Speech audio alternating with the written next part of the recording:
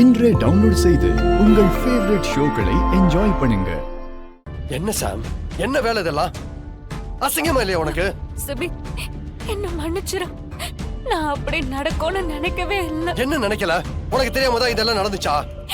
சத்தியமா எனக்கு எதுவும் தெரியாது சிபி. என்ன நம்பு ப்ளீஸ் சிபி. உன் கால்ல விழுந்து கெஞ்சுறேன் ப்ளீஸ் சிபி. சாம், எந்திரி முதல்ல. எதுக்கு இப்படி டிராமா பண்ணிட்டு இருக்க? எந்திரி சொல்றேன்ல.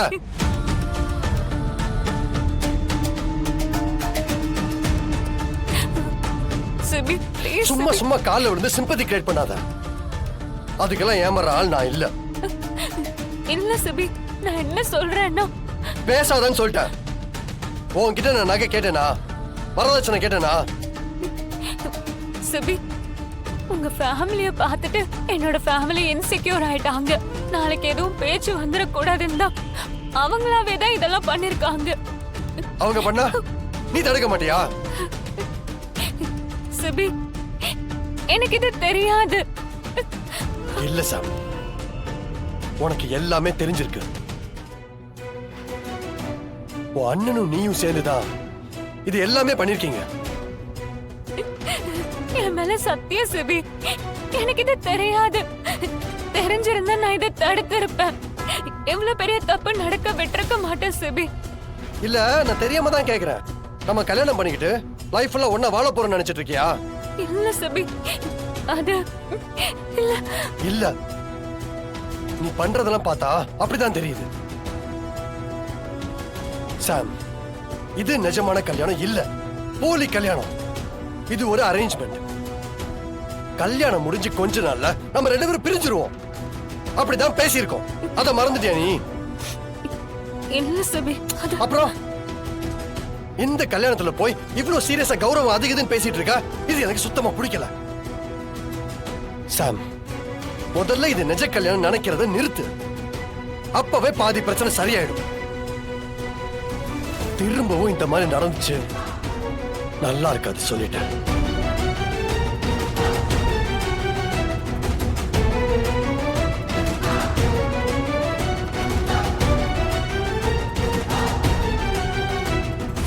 நாளைக்கு கல்யாணம், இன்னைக்கு தனியா கூப்பிட்டு வர்றீங்கன்னா நான் நினைக்கிறேன். Hi bro.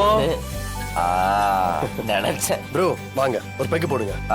ஐயோ, அந்த வாடகை எனக்கு ஆகாது ப்ரோ, நீங்க ஆரம்பிங்க. ப்ரோ, நீங்க சரக்கு அடிக்கிறது கில்லி 4 பியரை ஒரே கல்ப்ல குடிப்பீங்கன்னு நான் கேள்விப்பட்டிருக்கேன். என்ன ப்ரோ எப்படி சொன்னா எப்படி? அதெல்லாம் இல்ல ப்ரோ, யாரோ கதை விட்டுருக்காங்க.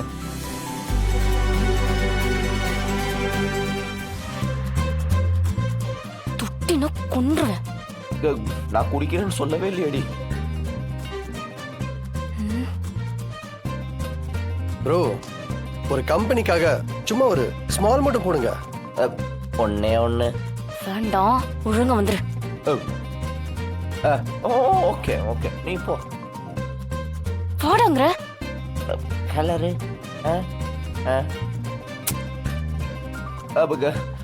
கம்பெனி தானே, எனக்கு அந்த கலர் மட்டும் கொஞ்சம் ஊத்துங்க. இதுக்கு பேர் குடிக்கிறது இல்ல ப்ரோ. நான் குடிக்கிறேன்னு சொல்லவே இல்லையே, கம்பெனி தானே கொடுக்குறேன்னு சொன்னேன். என்ன ப்ரோ, வீரா சிஸ்டர் பார்த்து இப்படி பயப்படுறீங்க? ப்ரோ, உங்க லைஃப் உங்க சாய்ஸ். இப்படி எல்லாம் பொண்டாட்டி கண்ட்ரோல் பண்ணிட்டு இருந்தா உங்க லைஃப் என்னத்துக்கு ஆகுது? உங்களுக்கு அவங்களும் அவங்களுக்கு நீங்களும் ஸ்பேஸ் கொடுக்கணும் ப்ரோ. இண்டிபெண்டா இருக்கணும்.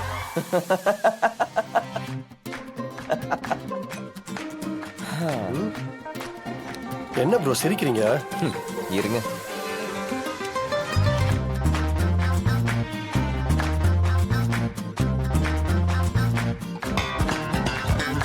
ரெண்டு பேரும் அவங்கவுங்க இஷ்டத்துக்கு வாழணும்னா அப்புறம் எதுக்கு ப்ரோ கல்யாணம்?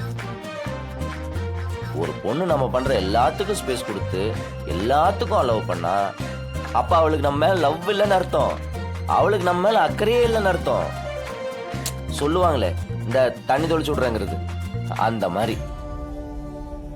ஒன்னு சொல்றேன் ப்ரோ, குடும்பத்தில் இருக்கவங்க தண்ணி தொளிச்சு விடுறதோட கொடுமை கட்டின பொண்டாட்டி நம்மளை தண்ணி தொளிச்சு விடுறது.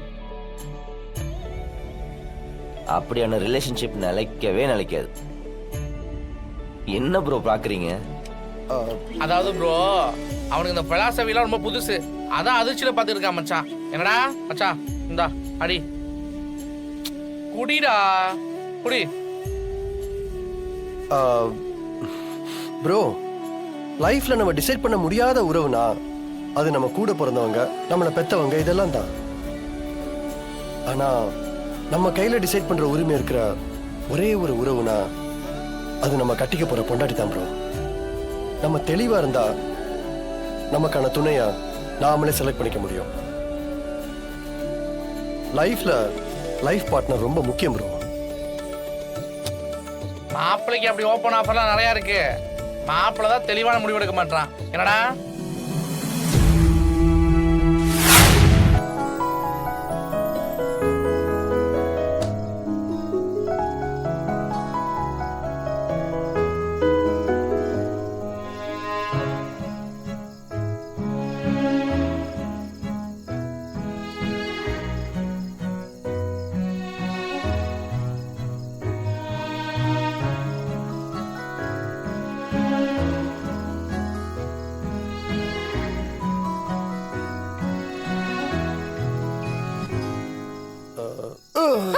CV sir,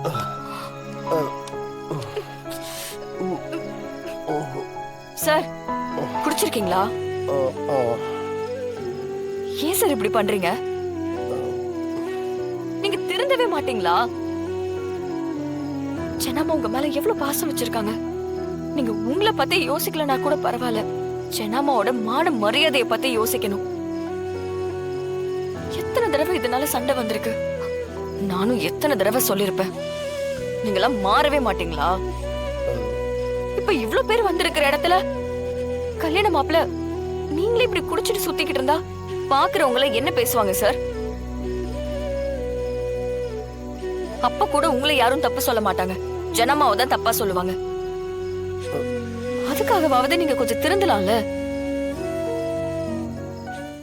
sir. உங்களுக்கு நாளைக்கு கல்யாணம் நடக்க போகுது. உங்களை நம்பி ஒரு பொண்ணு வர வரப்போறா. இன்னும் பொறுப்பே இல்லாம இருந்தா எப்படி? உங்களுக்கு எத்தனை தடவை தான் சொல்றது? சரி, நீங்க யார் பேச்சு தான் கேப்பீங்க?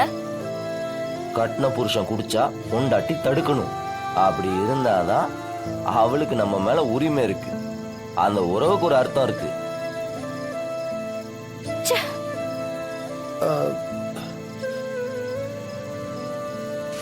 எனக்கு ஏதோ மனசுக்கு ஒரு மாதிரி பாரமாவே இருக்கு. இந்த கல்யாணத்துல பிரச்சனை பஞ்சம் இல்லாம வந்துகிட்டு இருக்கு. ஆனா கடவுள் உங்க கூட இருப்பாருமா, என்ன நம்புங்க. இருப்பாரு. ஏன் இருக்க மாட்டாரு?